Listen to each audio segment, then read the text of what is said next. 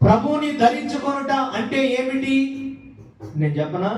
యేసుని ధరించుకొనుట అని అంటే ఆయన లక్షణాలను, గుణగణాలను మనము కలిగి జీవించుట.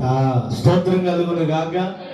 యేసు ప్రభు యొక్క గుణగణాలు ఏంటివో వాటిని కలిగి మనం జీవించాలి. ధరించుట అని అంటే ఇప్పుడు ఈరోజు నా దేహం మీద ఈ వస్త్రం ఉంది, ఈ వస్త్రాన్ని నేను ధరించుకున్నాను.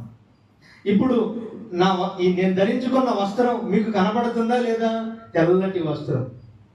అంటే ధరించుకొనుట, క్రీస్తును ధరించుకొనుట అని అంటే మనలో కూడా ఈ వస్త్రము బాహ్యంగా కనపడినట్లు ఆయన గుణగణాలు మనలో అనేకులకు కనబడాలి.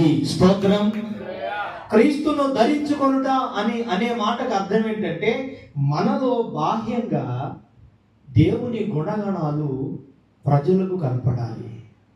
యేసు ప్రభు కూడా ఆయన మనందరి కొరకు 2025 సంవత్సరాల క్రితం కలువరి శిలువలో 3 రేకుల మధ్య తన ప్రాణాన్ని బలిగా చెల్లించాడు. అది బాహ్యంగా కనపడింది.